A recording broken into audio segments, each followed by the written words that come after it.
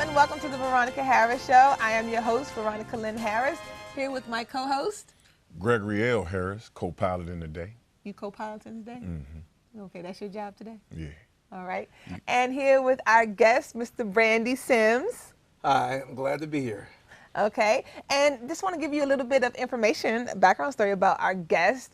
Mr. Brandy Sims is the Montgomery County Sentinel sports editor. Brandy Sims is an award-winning sports journalist who has covered professional, college, and high school sports in the DMV for more than 20 years, including the Washington Redskins and Washington Mystics. He has an extensive background in both print and broadcast media and has freelanced for Slam, Dime Magazine, and the Washington Post. He captured first-place honors in the Maryland-Delaware-DC Press Association 2006 editorial contest for a sports column entitled Remembering Len Bias. The Oakland native began his career at WMAL AM radio in Washington, D.C., where he produced the market's top-rate sports talk show, Sports Call, with host Ken Beatrice. A former sports director for Cable News 21, Brandy also produced sports at WJLA TV and served as host of the award-winning Metro Sports Connection program on Montgomery Community Television. In addition, Brandy is a frequent contributor to various radio and television sports talk shows in the Washington, D.C. market. Again, welcome, Brandy. I'm glad to be here. Thanks for having me. We're glad to have you. Okay, so we have Brandy here today, and we're going to be talking sports as well as some other things. But before I get into that, Gregory, do you have anything to say to our guests today? Excited to have you, Brandy. You've been covering sports for a long time, so I'm going to have some questions for you to try to, put some things in perspective, greatest of all time, stuff like that. Sounds good. Fire away. And actually, Brandy and I met over a Twitter feed when it was talking about Len Bias. Yes. Actually, it was over the anniversary of his birthday, actually. Yes. His birthday. His death is really celebrated, too. It was a sad day in history back in 1986 when he passed away. I mean, I still remember that day succinctly. I mean, it was just, it was all over the news. I heard it on the radio. I remember listening to the Don and Mike show on the radio, and that's where I got the news from. And, WAVA radio. And, it was just a shock to everybody because he had been drafted 2 days prior, and everybody was excited for him to have an outstanding NBA career with the Boston Celtics, but it never happened. Yeah, I didn't know him, have a personal relationship with him, but I actually had a friend whose brother went to Maryland at the time. Actually, my friend was Cedric Lewis. His brother Derek Lewis played with him. So I had a chance to see Len Bias at the games and everything, and kind of knew him from afar. And being younger, definitely looked up to him and followed him on TV when they played in a tournament and everything.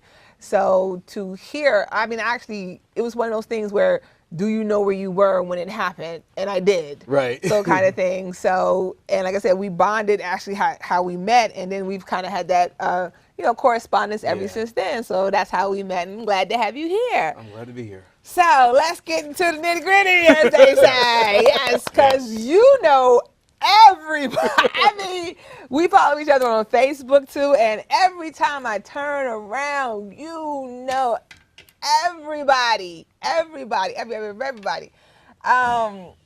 So you're currently the sports editor? Yes, sports editor at the Montgomery County Sentinel. I've been doing that 10 years now. Working for the Montgomery County Sentinel before. I was with Channel 21 in Montgomery County, so a lot of people knew me from that. But I grew up in Montgomery County. I went to the Newport School in Kensington, Maryland. Played basketball there. My ex-boyfriend went there. Played basketball for a man named who's no longer with us, but Harold Gaither, nickname was Red. He actually was a scout for the Washington Bullets, so he knew Bernie Bickerstaff, Wes Unseld, and people like that. And Bernie Bickerstaff's son is now the head coach at the Houston Rockets. Yes. Sorry, they should have never fired Kevin McHale. That's all I'm going to say, but I'm going to leave that at that. Okay. So anyway, being that we say you seem to know everybody. So just off the top of your head, or you know what, Greg, let you jump in, because you said you had some questions. Not yet. When we're going to talk about what the show's about. Oh, okay. Let's get into that. Okay. Well, actually, today's show is about we like to talk about, well, Gregory and I are both educators. So we always like to talk about athletes and their education.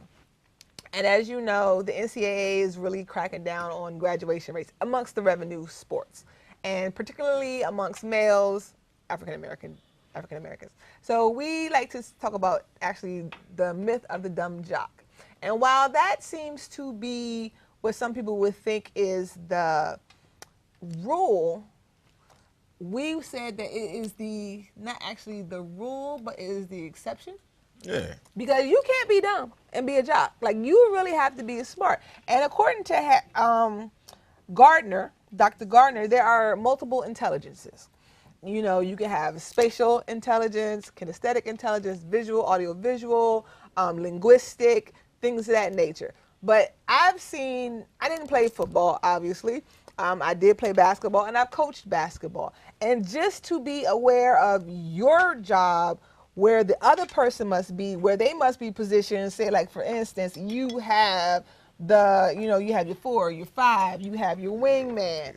And let's just say Wait a minute. you want to put your guard up here, have everybody awareness on the court and know where you have to move. That spatial awareness, that requires a certain type of intelligence. Right. So you can't be dumb. Right. So as far as I'm concerned, no athlete is ever dumb. It's just that as an educator, as a coach, you have to find the way to reach them. Right. And football players have to know have to learn their playbooks. So I mean, they definitely can't be a dumb jock to do that. No, I've seen those. I mean, I haven't seen them, but I've heard about them. And now that they are on, technology, they're on the iPads, and now they have even, software where it's virtual now. So that's their way of trying to get around the practice, the practice limits in terms of hours. Okay, we're not going to be on the practice field and pads. We're just going to have it virtual. So, they're trying to be slick, but they're still practicing. So, Brandy, covering sports for a long time. Yes. The jock was dumb. As we progressed, there's no longer dumb jocks. But we were there were never dumb jocks. Okay. Or, like all walks of life, you have smart jocks, dumb jocks, middle-weight jocks.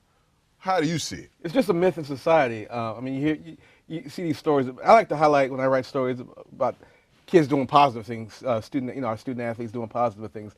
I mean, I come across a lot of student athletes who are, straight A students. I remember Marvin Lewis, who played for Montrose Christian, played for Stu Vetter at Montrose Christian.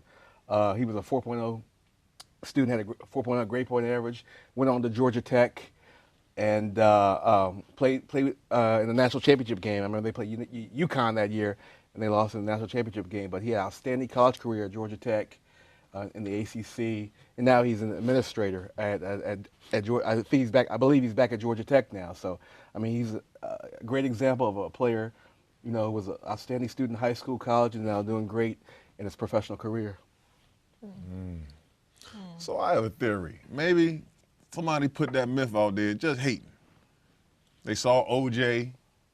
OJ couldn't read now. Well, Dexter Manley Couldn't read. couldn't read. So they just wanted to throw shade on them. They was such a great athlete, they wanted to throw shade. So they say, jocks are dumb. And they wanted that to be the rule. They tried to let everybody believe that jocks were dumb when that wasn't the case.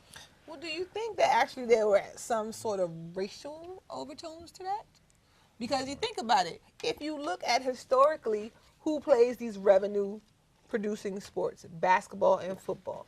Okay, I played a non-revenue sport. I was considered the nerd. Okay, Gregory, you played a revenue sport. Okay, so typically the people that dominate those sports are African American. We were already seen as less than, our white counterparts. We were seen as inferior. So I think that's something that perhaps we can talk about in our next segment.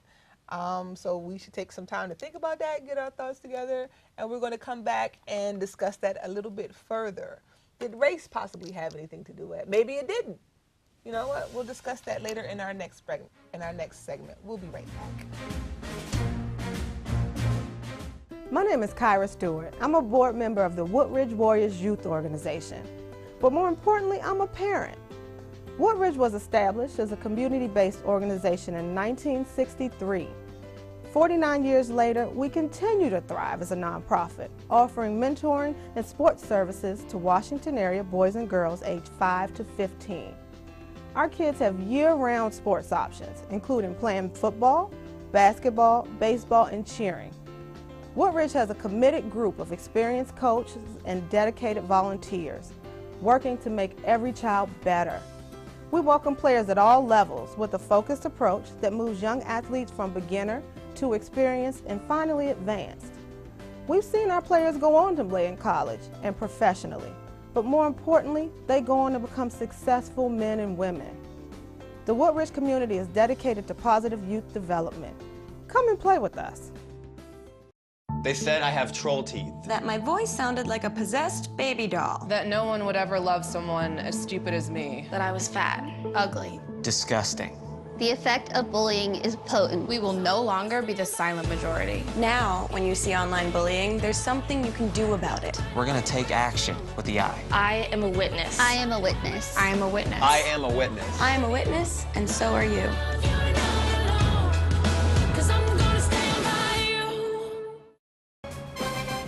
And we're back here at the Veronica Show, and we're continuing our discussion about the myth of the dumb jock. Is it a myth? Is it not a myth? Is there some racial connotations or some racial overtones as to why there is, we have that myth here still with us today? So let's get back into that conversation. Gregory, you said something you want to jump back into. OJ couldn't read or write. So, shocking. We're saying that it's not the case that they're dumb jocks. And I'm like, well, where did it come from and who perpetuated it? And if you think back to it, athletes, okay? When you're good at in the world of sports, you're popular, and people don't. Your coaches, God bless them, because they're giving up their time. But not all coaches are interested in your academic success. Well, who were most of the coaches at the time? Who were they? No, you tell me. Were they? When you think about the coaches, who were they? Like Paul Bear Bryant. Okay. Caucasian. Right. Okay. Jesse Owens coach, Larry Schneider. I actually know someone who played for Bear Bryant. He actually, Craig Touchdown Turner, he went to Damascus High School. He was actually, his claim to fame, he scored the last touchdown in the Paul Bear Bryant era. I mean, when you look at the coaches who were overseeing these young athletes who were basically controlling their life, you have a white, older person controlling these young black men. And even before they get to college, you're in high school, you're scoring touchdowns left and right. You're helping me win games. I'm not really concerned about your schoolwork. And they're passing kids along. And if you took that young man and told him he should compete in the classroom like he does on that field, I'm sure he'd have met the challenge. But instead of telling them that, they're just using you for what you were worth right to them now, winning football games, basketball games, the revenue sports, and they're passing these kids along instead of trying to really educate them. Right. The bottom line in athletics is the money. And, they want to pass along these kids because, they're bringing in they're the money makers for these schools. They're making millions of dollars for these colleges and universities. And, when they're on the court, that's why you get all these big TV contracts. The football and basketball players, that's what's bringing in the money to these universities. And if they're not there, the schools lose out on millions and millions of dollars. Mm-hmm. There's plenty of research out there. There's plenty of literature out there in the public domain that will tell you or that can give you not just anecdotal information, but also empirical information that will tell you that it was almost like a plantation mentality. Almost like, and I hate to use the word, but it's like slavery. Mm-hmm. Even in terms of, you want to take it to the professional level. Kurt Flood, he was kind of like the godfather of free agency, because he was basically saying that, you're not going to be able to control me or tell me where I can go and where I can't go to make my money and things of that nature. We talk about, young men having to, even playing at the highest levels of their sport, but yet when they get to the arena where they have to play or get to the hotel where their team is staying, they have to go through the service entrance. Yeah, it's funny you mentioned Kurt Flood, because Kurt Flood, my mother went to the same high school, McClymonds High School in Oakland, California. But I tell you, Bill Russell and Frank Robinson also went to that same high school. I mean, it's produced tons of outstanding athletes. McClymonds High School, Oakland, California. Wow, definitely amazing. I mean, and even today, I think that maybe not so much, but I used to always see when I watched the certain football games, and you see the starting lineups of like the offensive line or defensive line. You see everybody's getting a communication degree, or everybody's going to sports management, and there's nothing wrong with it. God bless you, get that sports management or that communications degree. But typically, the communications degree was an easier degree to get to, or it's what. Why is everybody going into that degree? Nobody wants to be a bio major. Nobody wants to be a chem major. Nobody wants to go into engineering, things of that nature. Veronica, it's only 24 hours in a day. And if you were spending 8 of them practicing football, lifting weights, film room, all that stuff to be good at what you do, you got to sleep 8 hours. I mean, how much time you got for the study and the research needed to be an astronaut, be a chemical engineer, let me tell you something right now. be a genetic engineer? How much time do you have? It's all about time. Right, track and field, we competed 3 seasons, okay? I had cross country, indoor, and outdoor. So y'all wasn't a money sport. Oh, don't matter, we weren't a money sport, but so you ain't popular. So when you go going from the cafeteria to the library, you ain't got to sign autographs and deal with the fans like I had to do. See what I'm saying? What, you played, wait a minute. You played one night. Oh, wait, okay. So if you had a game on a Saturday, that was that one night when we had to socialize. When we had competitions, we competed 2 nights. Plus we left on, like, if say we competed on a Saturday and a Sunday, we left on a Friday, or we may have left on a Thursday, depending on how far we had to go.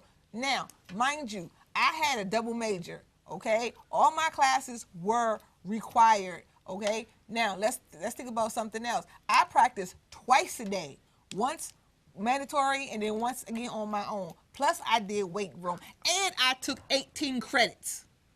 Now to be full time is 12. Most people will do 15, but I wanted to get out early, make sure I was done early, so I took 18 credits and went to did winter session and summer session. And still had time to get my naps in. Exception to the rule. So what's the problem here? It's a spectrum. What the problem? What the problem is? You can't expect everybody to do that. What? You got one sport, one season. What? How many games y'all got? No, I'm not talking about you, because basketball usually have 35 games. But I'm talking about like football. What? 12 games? There's a lot to it. You got spring league. You got spring ball too now. What? And plus, y'all practice time is restricted. Football, what, 20 hours a week? Maybe more in some instances. But was generally like it's 20 hours a week, y'all restricted to pads or whatever for football, for college football? Y'all got restricted time. We didn't have restricted time. And taking 18 credits. And your point? I forgot the point was. The point is, what? How come I can do it? Okay, how come? Can't expect everybody to do that, though. How come the people at Princeton can do it and graduate?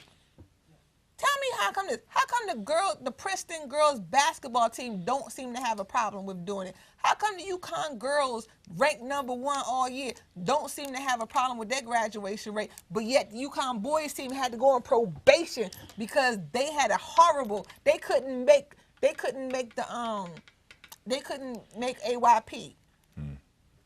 They couldn't maintain progress toward graduation.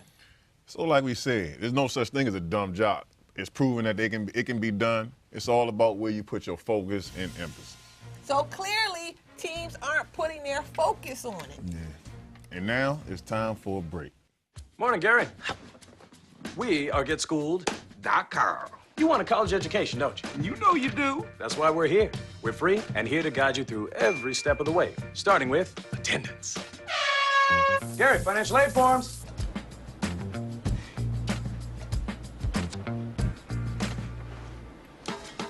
Picking a college, man. You and us. Go together like tacos and Tuesday. And I love tacos.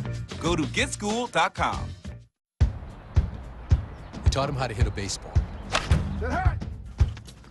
how to hit a receiver, the strike zone, the net. You taught him how to hit the upper corner.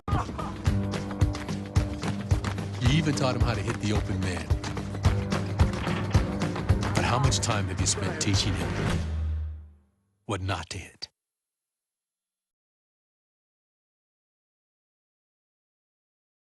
Hi, and we're back here at the Veronica Harris Show. And that was a pretty lively discussion about, what athletes have to do in order to, manage their time and things of that nature. But now here's the time where we're going to let Gregory have his chance with our guest. Ready, Brandy? You never know what he's going to say. I'm ready. Fire away. Talk about bass turtles and all that kind of stuff. They say, this area is a hotbed for talent. All right. Do you find that to be true? We got New York, Chicago, LA, the South. Is this a hotbed for talent? And before you even go into there, if it is, why so very few athletes come out of go D1 out of this area? Well, we talk about football. Football and basketball are both hotbeds. But from covering sports over the past 20 years or so, I've noticed. Other sports, soccer is a huge hotbed, especially Montgomery County, Howard County. Volleyball. In other sports, less publicized sports, but particularly football and basketball is a huge hotbed. You talk about Kevin Durant over the years, even back in the day, Adrian Dantley, who's a Hall of Famer. This area is a huge hotbed, and football. A lot of people don't know this area. It's a huge football hotbed. I covered Navarro Bowman in high school, Joe Hayden. And I've seen Vernon Davis. I saw him play at Dunbar High School when he played at Dunbar High School. So, I've seen guys over the years, high school, followed them from high school to the pros, and I'm noticing that this area is not only a basketball hotbed, which it's been known that for years, but it's also a football hotbed as well. Okay, the bed is hot. All right. Next question. They said, I lost my train of thought really quickly. Hold on, get it back. All right. So, the area. They said Inner High was the best. Dave Bing, Sherman Douglas, the Inner High was great basketball. And then they said, and then all you hear old timers especially saying, basketball ain't the same. What's your response? Well, I actually saw Sherman Douglas play in high school. Cole Fieldhouse, I remember back in the 80s. It was Spingarn versus DeMatha. Remember DeMatha had Danny Ferry, and Spingarn had, you mentioned Sherman Douglas and a guy named Anthony Duck, I remember. And Sherman went on to Syracuse in the NBA. And Ferry, we know his story. He left DeMatha and went to play at Duke and then played in the NBA. The Inner High, which is, I guess, is now the name has changed, but the DC public schools. Yeah, the DC public schools. You're finding nowadays a lot of kids are going to the private schools, the WCAC, and it's producing a lot of talent coming out of that league. Yeah, they complain about the private schools stealing all the city kids now, and that's why the Inner High ain't as good as it used to be. Okay, next question. So the Inner High was the premier league in the area, and they called it the DMV. Right. And then, people thought the Montgomery County League wasn't as tough. The Catholic School League was good, wasn't as tough as the city schools. You played, so tell me the difference between these county schools, the coaching at these different levels, these different areas, the talent at these different areas. You played that type of thing. There's some good coaching in Montgomery County. I want to give a shout out to Montgomery County because I've seen Montgomery County teams over the past 10 years. Sherwood won it one year with a kid named Deontay Twyman. Springbrook had they went on three straight years. They won the Maryland 4A state championship. And I know Wise High School has won it out of Prince George's County, won the state championship. So there's been some schools from Prince George's and Montgomery County over the years that have won state championships. So there is talent in those counties as well. So they play the inner high champion versus the Catholic school champion. Do you think if they had like an inner high Catholic school, Montgomery County, PG County, the two county clubs could get in there and beat, maybe? Well, I've seen all-star games between Prince George's and Montgomery County, and those are usually competitive. I remember one year Prince George's County knocked off Montgomery County, but it was a really competitive battle. And like I say, I mean, there's a lot of good talent coming out of Prince George's and Montgomery County as well. And a lot of the top players, like I said, they're leaving public schools and going to the private schools. Every time I listen to your answer, I forget my next question. All right, hold on. I should write this stuff down for me. Yes, you should. Okay, give me your best 3 high school players you've seen past 20 years. Got to be Kevin Durant. Football, basketball, or basketball. Kevin Durant. Deontay Twyman was a talented player. He was he was an all-Met player in football and basketball. Okay. I want to give a shout out to Isaiah Swan was a talented player out of Magruder High School. He led them to their first state championship. I believe it was the early 2000s. I want to say maybe 2001 or 2002. But yeah, Isaiah was a talented player. And let's give a shout out to the girls. I saw Monique Curry play at the Bullis School. She played for a guy named Wayne Farrell. No relation to Stephen Curry. And Monique left Bullis, went on to Duke, and then she plays in the WNBA. I think she's still active in the WNBA. Well, I would say in the past 20 years, I would have to say my vote. You would have been one of the best high school players I've ever seen. This will be the 20th year of my graduation. Yeah. Thank you very much. A lot of people still talk about you. They don't. They do. They know you. He knew you. Yeah. So I think that's that segment. We going on to the next segment now? Yes. Now is the time for What is Veronica Thinking? This is the portion where we ask, what am I thinking? And today, I am thinking about the dumb jock. Is there a myth? Is it? We have said that no, there is not a myth. That perhaps it was just something that was a thought that was perpetrated throughout time. Racially inspired. Racially inspired, yes. We take the position that it's racially inspired. And it can be backed up by studies that is in the literature, that if you want to take the time to go and find out, definitely we feel free. Definitely look up in your educational journals, and you can find that information. But instead of thinking that, the dumb jock is the rule, that really it is the exception. And it's much like, what did you call it, a fast turtle? Huh? You called it a fast turtle. I don't remember ever saying that. Well, anyway, and our position that there is no such thing as a dumb jock. Really, there's just athletes that learn things differently. And that we as coaches and educators, we need to find the way to pass on that content to them that'll meet their needs. In other words, we need to meet them where they are at, as they say in the education profession. So in other words, take the time to know your athletes, know your students, find out how they learn best. Then it is up to you, the teacher and the coach, to go and find how to best present that content to them. Because anybody can learn. You just have to find a way to give that information to them. Never count an athlete or a student out. Never think that they can't do anything. We can all do anything that we put our minds to. Spoken like a true educator. And that's what I am. Thank you for joining us here today on the Veronica Harris Show, and we will see you next time.